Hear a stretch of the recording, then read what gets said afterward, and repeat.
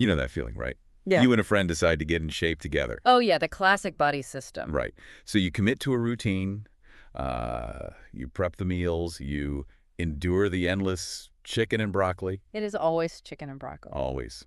And then 3 months later, your friend has completely transformed. But you are just standing on the scale, staring at a number that refuses to budge. And wondering if the universe is playing some kind of cruel joke on you. Yes, exactly. It is this universal frustration of trying a popular diet or a workout plan only to see wildly different results. Well, today we are going to explore the biological cheat codes behind those differences. Because it's not just about willpower, right? Not at all. The mission of this deep dive is to figure out exactly why that happens. And to do that, we are leaning heavily on a massive foundational piece of source material. A really comprehensive one. Yeah, it's an article titled Genetics of Exercise and Diet-Induced Fat Loss Efficiency, a systematic review. It was published in the Journal of Sports Science and Medicine in 2024. And it was put together by Aleksandra Bojarczuk, Emiliya S. Egorova, Magdalena Dzitkowska-Zabielska, and Ildus Ahmetov. Yes, an incredible team. And just to set the stage for how deep this material goes, Yeah. we are not looking at some small-scale 8-week trial with, 20 college students. Right, this is much bigger. This review synthesizes 47 different studies spanning 26 years of research. We are talking about data from over 12,000 participants. Which is staggering. It really is. Our goal here today is to cut through the noise and the fad diet hype and just approach this with pure scientific clarity. Love that. But before we get into the actual genetics, we need to make a crucial distinction right off the bat. Okay, what is it? When people talk about transforming their bodies, they usually use the term weight loss, but weight loss is a highly flawed metric. Because it includes, like, everything, right? Exactly. It includes water, muscle, and absolute mass. I mean, you can lose weight simply by dehydrating yourself in a sauna. Right, which isn't exactly healthy. No, not at all.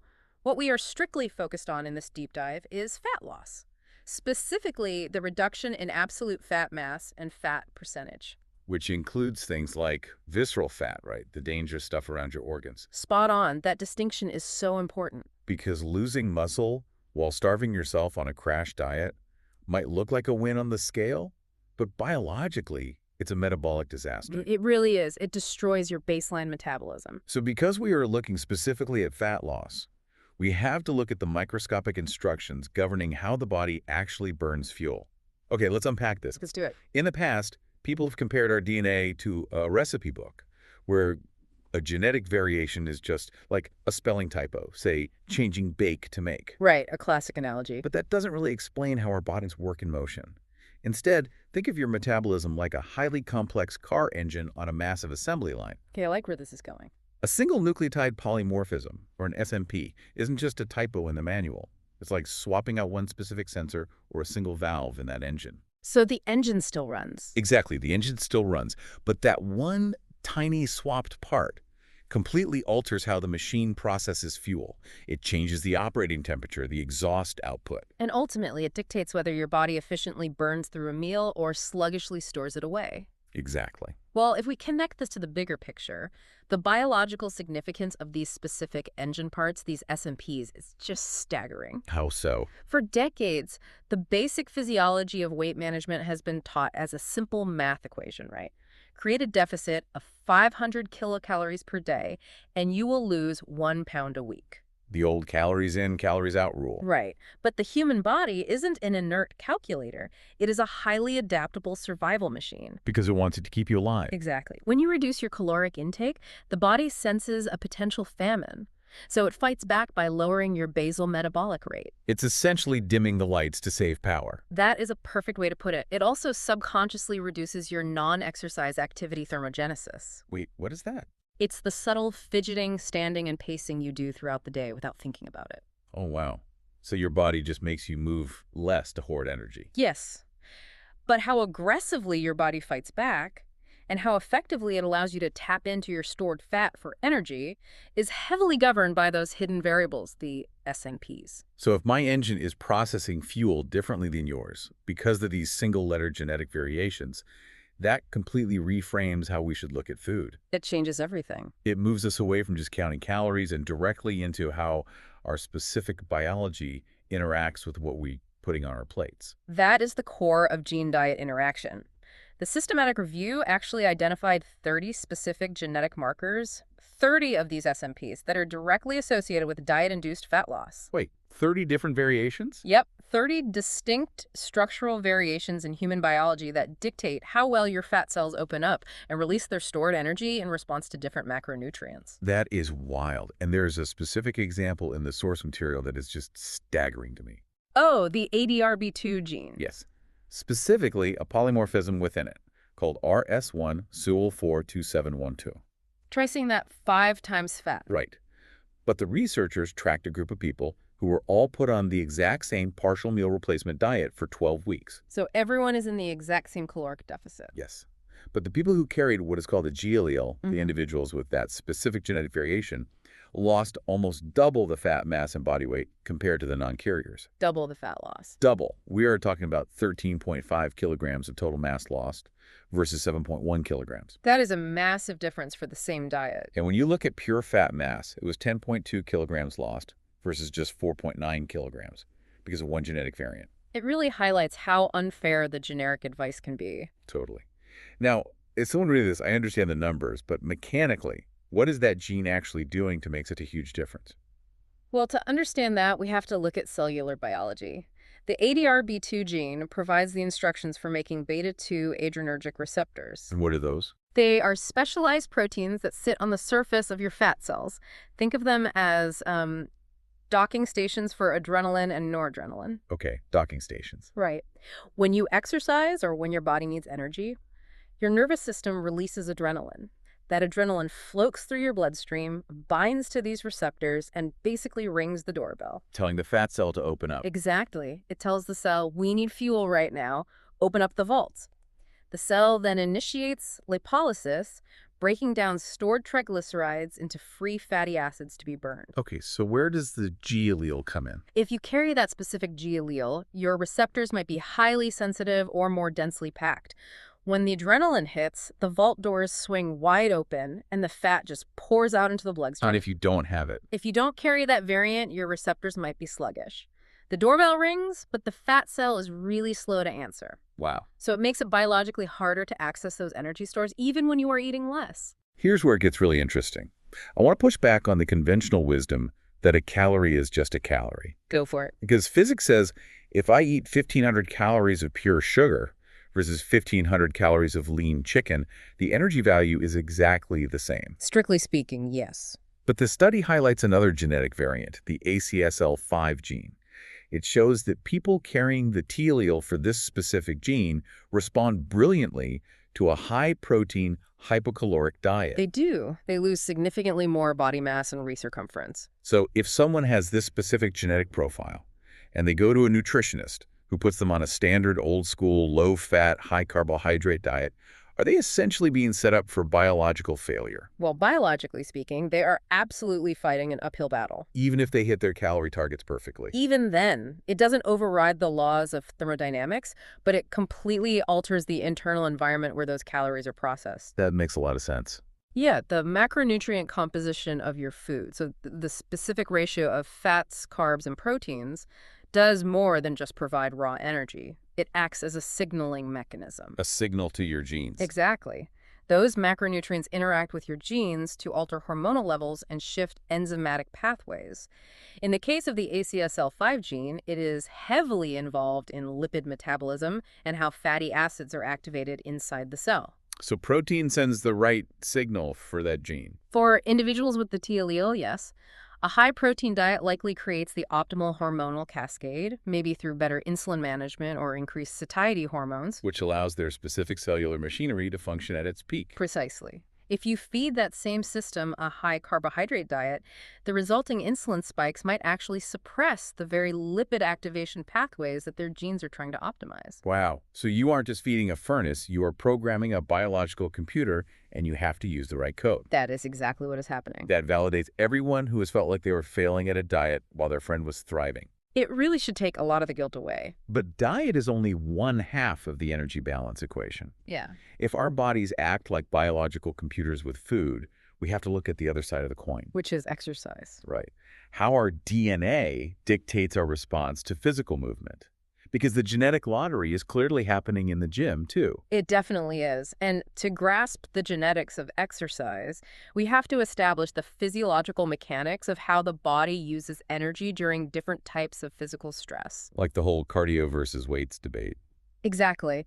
There is this constant debate between aerobic training, like long-distance cycling or jogging, and resistance training, like weightlifting. So how does fat burning actually work there? Physiologically, the actual metabolism of fat, the oxidation process, primarily occurs under aerobic conditions. Okay. When you are moving, your body takes those free fatty acids we talked about earlier, shuttles them into the mitochondria of your muscle cells, and uses oxygen to burn them for energy. But there's a catch, right? Yes, the critical mechanism here is that this fat oxidation process is relatively slow.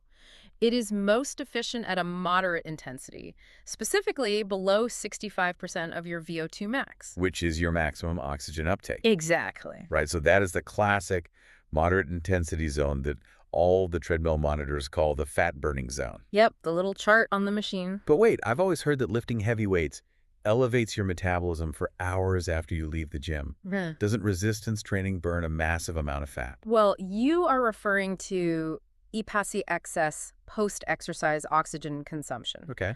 While it's true that resistance training elevates your metabolic rate while your body repairs muscle tissue, the activity itself relies heavily on anaerobic metabolism. Because it's too intense. Exactly. Because lifting weights requires rapid bursts of energy, the body cannot wait for the slow process of fat oxidation. It bypasses it. And burns what instead? It burns muscle glycogen, which is stored carbohydrate. Resistance training is vital for building skeletal muscle, which increases your overall basal metabolic rate long term, but it doesn't inherently oxidize a large volume of fat during the workout. Unless you are in a caloric deficit anyway. Right. Aerobic exercise is the primary driver for immediate fat oxidation. Okay, so aerobic exercise is the tool for fat oxidation. But just like with the diet section, the genes change the outcome of using that tool. Oh, drastically. The review identified 24 specific genetic markers directly tied to exercise-induced fat loss. And the data here is even more extreme. Let's look at the ACSL1 gene. This study is fascinating. It is. The researchers tracked a group of women engaging in a 12-week aerobic training program. Those carrying the T allele saw a 31.4% reduction in relative fat mass. Which is a life-altering physical transformation. Truly. But the women with the CC genotype who did the exact same 12 weeks of aerobic exercise, Let me guess, not as much. they only saw a 3.8% reduction. Wow. 31% versus 3% for the exact same amount of sweat and effort. It is a striking disparity. Two individuals can put in identical mechanical work on a stationary bike, sustain the exact same heart rate, and yet experience a 10-fold difference in fat tissue reduction based purely on their genotype. So what does this all mean? If I'm someone with the CC genotype and my body fat barely budges after months of diligently running on a treadmill, is the classic fat-burning zone theory flawed? It certainly challenges it. Or is my body just stubbornly burning up muscle glycogen instead of tapping into my actual fat stores?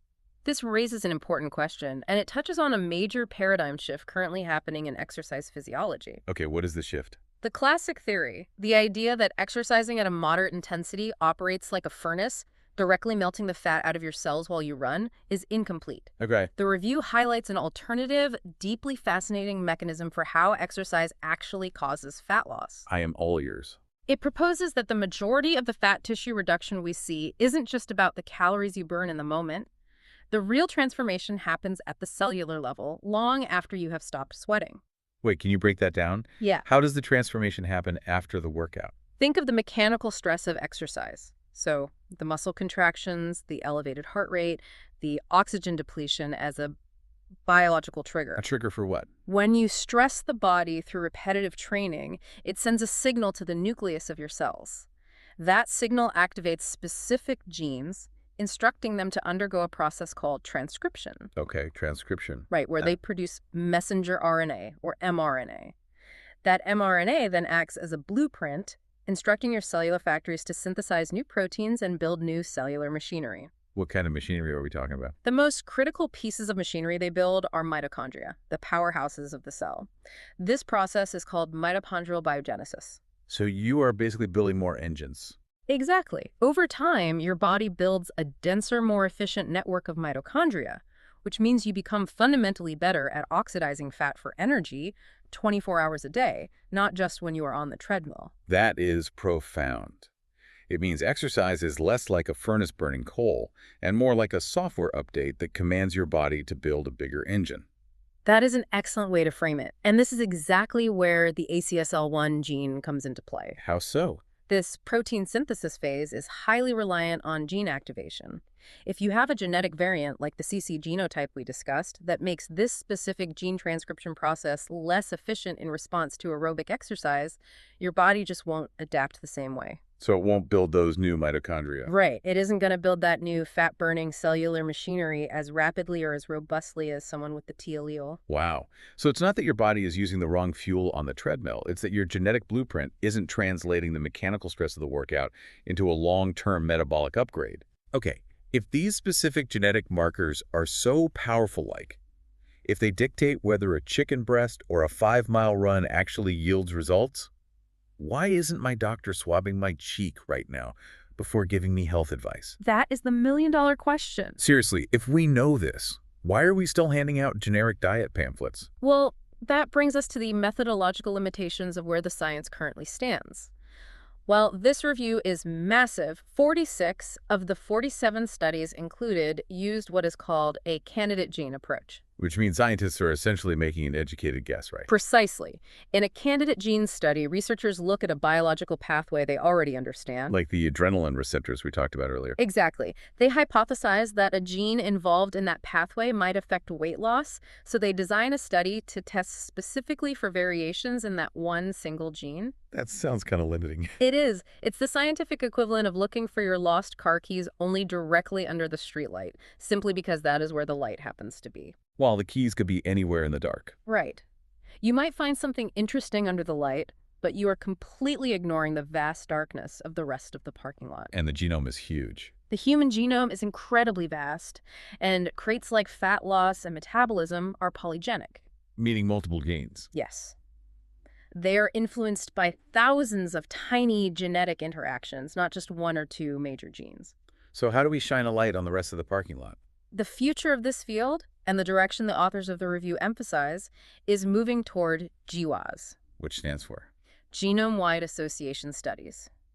Unlike the candidate gene approach, GWAS doesn't require scientists to have a preconceived hypothesis. Oh, so they just look at everything. Exactly. They can scan hundreds of thousands of SNPs across the entire genome all at once. That is incredible. By analyzing the DNA of millions of individuals alongside their health data, scientists can uncover low-frequency, rare genetic variations that we never would have even thought to look for. So it maps the whole thing out. Right. It allows us to map out the true, complex genetic architecture of fat loss and BMI heritability. And the ultimate goal of all this data collection, the primary conclusion drawn by Aleksandra Bojarczuk and her team in this systematic review, is that the medical, nutritional, and scientific communities must aspire to create customized, personalized prescriptions for diet and exercise. Yes, personalization is the future. Because the data clearly shows that prescribing a standard low-fat diet and moderate cardio to the entire population is just biologically illogical. It is. For a significant percentage of people, that generic prescription will yield minimal results, leading to profound frustration, burnout, and ultimately giving up entirely. The transition toward personalized medicine is essential. The era of one-size-fits-all health advice needs to end, because we now have the data to prove that it structurally fails millions of people. Which brings us all back to you, the listener. Yes, absolutely. If you have ever felt discouraged by a lack of progress on a popular fitness routine, if you have ever stared at the ceiling, wondering if you just lack the discipline because your results weren't matching your intense effort, hear this. It's important. It might not be a failure of your willpower. It might literally be the structural reality of your DNA. You might just be running the wrong dietary and physical software for your specific biological hardware. And as this genomic science continues to advance, it leaves us with a provocative thought for the near future. What is that? Are we approaching a reality where your local gym or nutritionist will require a genetic cheek swab before they ever write your meal plan or design your workout? That would be wild. It would. Mm. And on a psychological level, there is a complex question here. If a genetic test reveals that you are biologically predisposed to struggle with fat loss through traditional methods, does that knowledge empower you to change your tactics and find the specific pathway that actually works for your body? Or does it inadvertently give you a biological excuse to throw your hands up and stop trying altogether? That is the ultimate double-edged sword of genetic knowledge. Having the biological cheat codes only helps if you actually use them to play the game differently. Well said. To really grasp the depth of these genetic markers and see the full scope of which genes dictate which metabolic responses, we highly encourage you to read the full article, Genetics of Exercise and Diet-Induced Fat Loss Efficiency, a systematic review. It's an amazing read. The scientific clarity it provides on how our bodies actually function is nothing short of game-changing. And if you want to keep exploring the hidden mechanisms that run our biology and our world, make sure you follow the channel and turn on notifications so you never miss an upcoming deep dive. We got plenty more coming. But until then, the next time you step on a scale and don't see the number you want, take a breath. And remember, it's not a moral failing. Your engine might just need a different kind